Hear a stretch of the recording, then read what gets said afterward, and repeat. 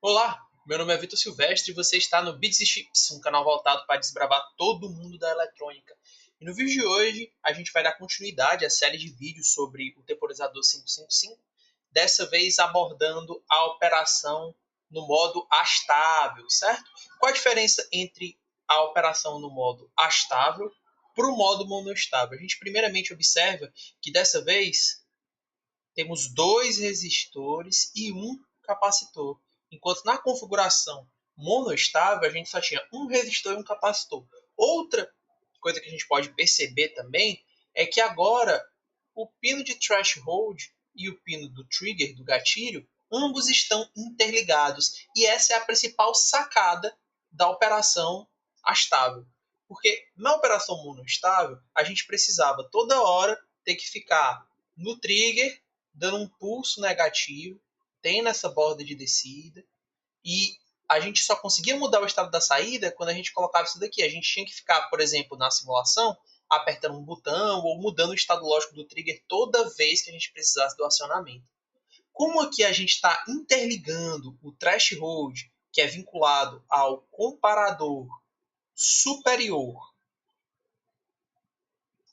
do 555 e o trigger, que é relacionado ao comparador inferior, a gente faz com que o capacitor ele transite entre os níveis de VCC sobre 3 e 2 VCC sobre 3. Então, é o que a gente chama de autogatilhado. A gente não precisa mais ficar mexendo no sinal toda hora. Ele mesmo continua repetindo, repetindo, repetindo, e a gente tem um sinal na nossa saída com frequência e com razão cíclica. Então, mantendo esse arranjo, a gente consegue uma frequência fixa F e a gente consegue uma razão cíclica D, onde a razão cíclica nada mais é do que o tempo de nível lógico alto em um período sobre o próprio período. Né? Ou seja, em um período, quanto de tempo ele passa desse período em nível lógico alto? Essa é a nossa razão cíclica, ou Dutch Cycle. Ok? Então vamos lá. Vamos entender o que de fato acontece aqui. A ideia é bem básica, certo? O que acontece aqui é o seguinte. Na operação monoestável, a gente tinha um resistor RA e o capacitor ele se carregava diretamente por RA. Dessa vez, como temos, além do RA, o resistor RB, o processo ocorre da seguinte maneira. O capacitor ele carrega por RA e RB, ou seja, a constante de carga, ela está relacionada com RA e RB. Porém, quando eu tenho a minha descarga, ou seja, esse pino aqui de descarga, ele vai ser curto-circuitado com o pino de GND através do meu TBJ, a gente vai ter que ele vai fazer a descarga somente por RB. Ou seja, a gente sabe também que a descarga está vinculada apenas com RB e não com RA. Certo, então como é que funciona a operação de fato? Como que a gente consegue interpretar, a partir do gráfico, por exemplo, o funcionamento do circuito astável? Então, a gente vai fazer o seguinte. Opa, descendo aqui, vamos voltar rapidinho, certo? Pronto. Seguimos aqui na operação do circuito astável. A gente pode observar que o que vai acontecer é o seguinte. Quando a gente vai começar com o sinal no trigger, e o trigger, como eu disse anteriormente, ele está vinculado a VCC sobre 3, certo? Um terço de VCC pelo próprio divisor resistivo do 555. A gente, assumindo aqui, para fins didáticos, que a gente está com a alimentação de 5 volts, isso daqui dá aproximadamente 1,67 volts, certo? Enquanto o pino de threshold linkado ao comparador superior da estrutura interna está vinculado a 2 VCC sobre 3. Isso dá aproximadamente 3,33 volts, ok? E é exatamente o que a gente vai ter aqui sobre a tensão no capacitor. Esse valor aqui do limite inferior, ele está vinculado a essa tensão, ou seja, 1,67 volts. A gente espera encontrar esse valor de 1,67. E esse limite aqui superior, ele está linkado à tensão de 3,33 volts. Pelo menos é isso que a gente espera. E a gente pode observar também que o pulso na nossa saída, ele está em nível lógico alto, na carga do capacitor, e ele está em nível lógico baixo durante a descarga do nosso capacitor. Então aqui, basicamente, a gente vai ter um nível de tensão, o capacitor vai começar a se carregar entre 1,67 e 3,33 volts. E enquanto isso acontece, a tensão vai aumentando. O flip-flop, nesse momento, ele está setado devido ao valor no gatilho, no trigger. O flip-flop ele está, como a gente pode observar, né, pela saída, ele está setado. E quando o flip-flop está setado, eu tenho um nível lógico alto na saída. E o meu transistor, o meu TBJ, ele encontra-se em corte. Ele encontra em corte. Continuando aqui a análise, o meu capacitor ele vai continuar carregando. Quando ele chega aqui nos 3,33 volts, o comparador de cima ele atua e o capacitor começa a descarregar. Nessa hora, a minha saída ela entra em nível lógico baixo, nível lógico zero. E o meu transistor, que antes estava cortado, ele entra em saturação, promovendo caminho para a descarga do capacitor. E esse caminho ele continua ocorrendo e ocorrendo e ocorrendo e ocorrendo. Então a nossa saída a gente tem o que a gente chama de um sinal PWM. A gente consegue fazer uma modulação por largura de pulso. Ou seja, a partir de uma largura de pulso a gente consegue mudar a forma desse sinal aqui com a mesma frequência ou até mesmo mudar a nossa frequência se a gente assim quiser. Certo, mas como que a gente calcula esses valores de frequência, de razão cíclica, de período, a partir dos valores de RA, RB e RC? Bom, a gente pode observar aqui nas formas de onda da configuração estável que a gente tem novamente o tempo em alta e o tempo em baixa, time in high state e time in low state. E a gente vai relacionar essas variáveis com todas as outras que a gente vai encontrar. Então, seguindo aqui, a própria folha de dados nos fornece algumas equações muito importantes. Lembra que o estado de nível lógico alto ele está relacionado com a carga do capacitor e que a carga ela leva em conta tanto o valor de RA como o valor de RB. Então, o tempo em alta ele é definido aproximadamente por essa equação aqui.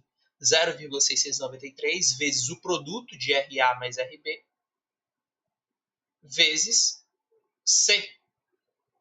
Okay? Vezes a soma, perdão, de RA mais RB vezes C. E o tempo, como a descarga ela ocorre somente por RB, o RA ele não entra no processo de descarga, o tempo em baixa ele só leva em conta o resistor RB em conjunto com o capacitor. E é tanto que a gente consegue perceber que, logo em seguida, o datasheet ele já define o nosso período como sendo o tempo que o sinal passa em alta mais o tempo que o sinal passa em baixa. Okay? Então, a gente somando esses dois termos aqui, a gente percebe que o RB ele vai aparecer duas vezes, uma vez aqui, enquanto o RA ele só aparece uma. Então, na fórmula, a gente tem 0,693, que aparece nas duas equações, vezes RA mais duas vezes o RB. E duas vezes porque o RB ele participa tanto do processo de carga do capacitor como no processo de descarga, enquanto o RA ele só está linkado à constante de carga do capacitor. Então o RB está linkado nas duas, ele aparece duas vezes aqui. E basicamente a frequência ela é o inverso do meu período. Assim como o meu período ele é o inverso da minha frequência. Então a gente chega que a frequência ela é dada por isso daqui. E a gente também consegue tanto ver aqui, né, a saída do driver, que no caso aqui a saída do driver ela está linkada a como se fosse o inverso do duty cycle que a gente definiu antes, porque o duty cycle é exatamente essa expressão aqui, ó. Duty cycle ela é o tempo em alta sobre o período. Aqui a gente já está definindo algo que seria o inverso do duty cycle, seria o tempo que ele passa em baixa, certo? Então seria como se fosse aqui o complemento, 1 menos o duty cycle, ok? Bom, mas vamos seguir que a gente já tem expressões para calcular tanto o duty cycle, essa expressão aqui a gente consegue calcular o duty cycle, a gente consegue calcular a frequência, e a gente aqui tem as expressões para o tempo em alta e para o tempo lógico em baixo, né? Tempo que a saída está em nível lógico baixo. Então vamos fazer um exemplo? Iniciando aqui o nosso exemplo, a gente vai querer calcular os valores. Todos esses valores que a gente já definiu, né? De tempo lógico na saída em nível lógico alto, o tempo em nível lógico baixo, o período e a frequência do sinal. Para os seguintes valores, onde eu tenho um RA igual a 24 kΩ, um RB de 60 kΩ e um capacitor de 1 microfarad. Certo? Então vamos lá. Primeiro aqui a gente começa calculando nosso tempo nível lógico alto, que vai ser 0,693 vezes meu RA, que é 24K ohms, mais o meu RB, que é 60K ohms, vezes o valor do capacitor, que é 1 microfarad. Isso daqui vai dar aproximadamente, vocês podem fazer na calculadora aí para conferir, 58,212 milissegundos. Já o tempo em nível lógico baixo é um pouco mais simples, já que a gente não precisa do RA. Então é 0,693 vezes o RB, que é 60 kΩ, vezes o meu capacitor de 1 microfarad. Então, a gente vai vir aqui e vai ver que o tempo ele é aproximadamente 41,58 milissegundos. Certo? Por fim, ainda vamos calcular a frequência do nosso sinal, que vai ser aqui, basicamente, o nosso valor de RA aqui no denominador, 24 kΩ, mais 2 vezes 60 kΩ, vezes 1 microfarad, sobre 1, sobre não, né? No numerador 1,44. Isso daqui a gente vai encontrar que a nossa frequência é de 10 Hz. Esses 10 Hz aqui. E obviamente, né, relacionando o nosso duty cycle, ele é dado por o tempo no denominador, o tempo em alta e o tempo em baixo, e no numerador o nosso tempo em alta. Ou seja, a relação entre o tempo em alta sobre o período. Isso daqui nada mais é do que o período. Então, deixa o cálculo aí para quem estiver interessado, mas também é possível encontrar nossa razão física. Certo, já temos um exemplo, conseguimos encontrar os valores dos tempos em alta, tempos em baixa e da nossa frequência. Vamos ver agora na simulação se esses valores eles são condizentes ou não, certo?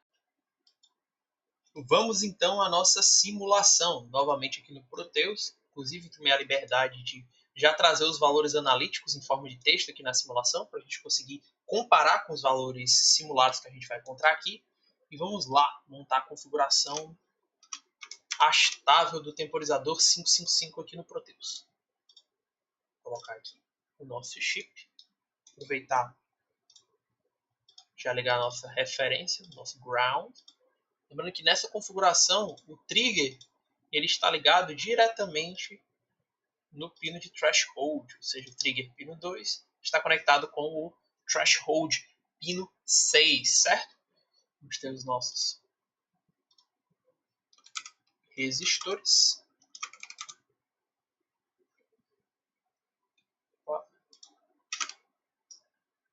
Pronto. Vamos ter os nossos resistores.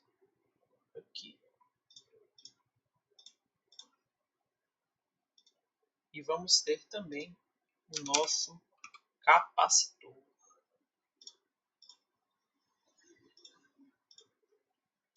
Vamos utilizar os mesmos valores no nosso exemplo, certo?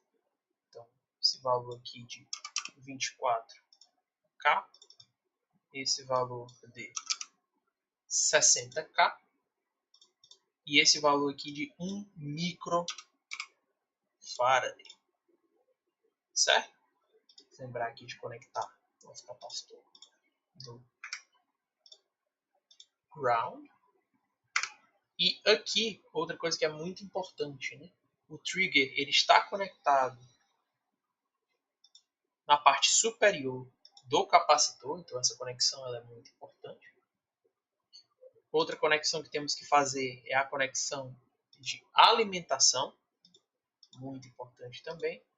Vamos usar gerador CC, mais simples.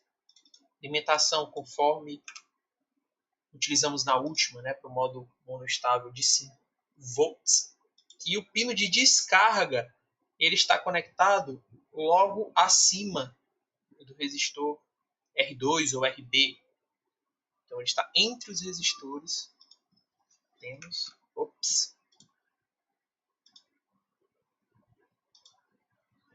o nosso pino de descarga. Certo? Na nossa saída vou atribuir um LED com uma frequência de 10 Hz, apesar de ser um pouco rápida, ainda é possível notar o LED transitando entre o estado aceso e apagado. Vou usar aqui o LED Aqua, cor azul. Vamos colocar aqui terminal de referência GND. Lembrando que em um projeto real a gente precisaria dimensionar um resistor para manter a tensão, nível de tensão e nível de corrente adequados aqui nesse LED, certo? Porém, a nível de simulação isso não é necessário. Outra coisa que também seria necessário seriam capacitores, né, de desacoplamento aqui na tensão de controle e também na tensão de alimentação, em valores típicos, ok? Pronto, temos isso aqui funcionando. Vamos ligar a nossa simulação.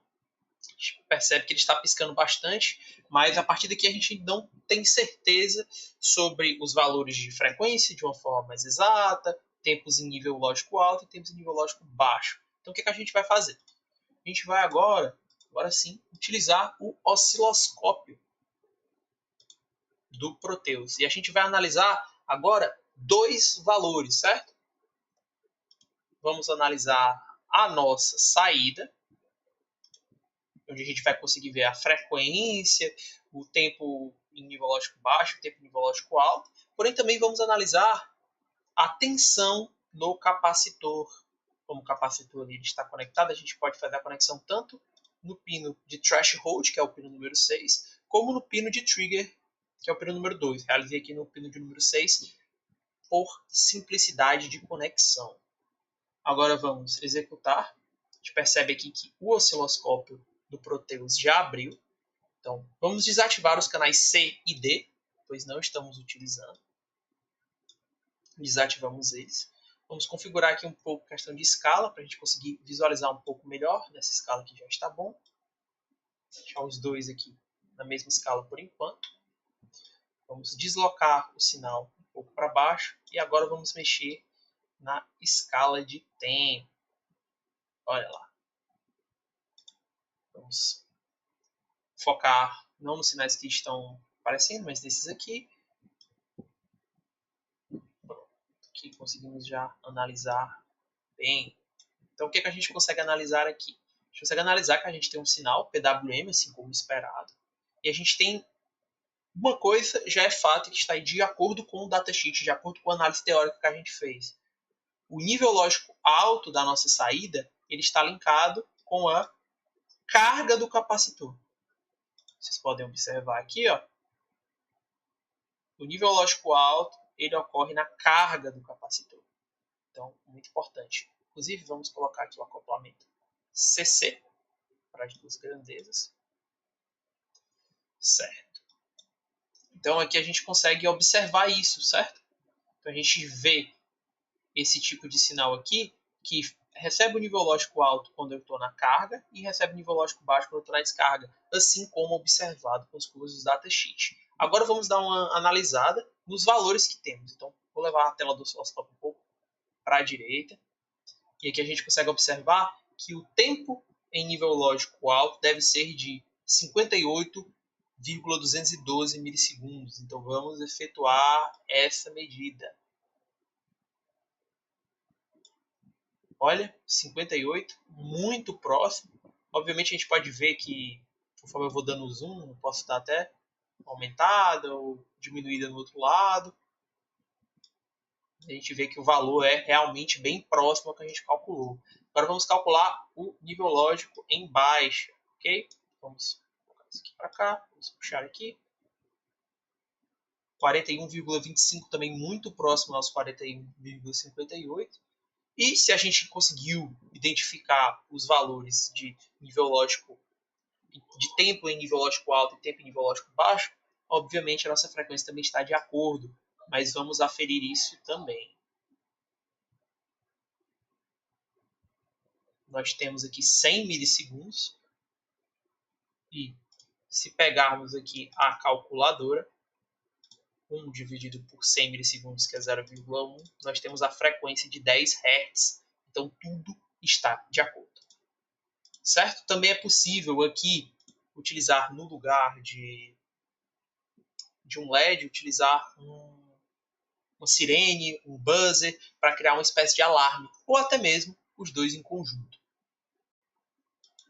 Outro aspecto importante que a gente consegue visualizar aqui com o osciloscópio, vamos abrir aqui o nosso osciloscópio digital, é que, vou até deslocar um pouco o canal B aqui para baixo, é que a gente percebe os limites, né, inferior e superior, assim como a gente viu. Então, o capacitor ele começa a carregar quando ele atinge ali cerca de 1,67 volts, que é um terço da nossa tensão de alimentação. Então, era para dar 1,67, a gente consegue ver aqui 1,68, e ele carrega até 2/3 da nossa alimentação, que seria 3,3 volts, 33. A gente consegue perceber que essa análise ela está bem relacionada. Lembrando que esses valores em si, eles dependem da alimentação. Os tempos em nível lógico alto e baixo, eles são independentes da tensão de alimentação que eu coloco. Mas os limiares de carga e de descarga do capacitor, eles dependem diretamente da tensão de alimentação. Então, por exemplo, se eu utilizasse 15 volts, o capacitor ele iria de 5 volts, que é um terço de 15, até 10 volts, que são 2/3 de 15 volts. Então a gente consegue perceber que dentro da simulação tudo estava conforme esperado, que valida 100% a nossa análise, e aí já tem mais uma aplicação no seu leque, né, de circuitos eletrônicos. Tem muita coisa que dá para fazer com o 555 e muitas coisas também que ainda não foram exploradas aqui. Se você tiver alguma sugestão de vídeo, pode deixar aí nos comentários. Agradeço por ter assistido até o momento. Lembre-se de deixar o seu like, se inscrever. E é isso. Até a próxima. Valeu!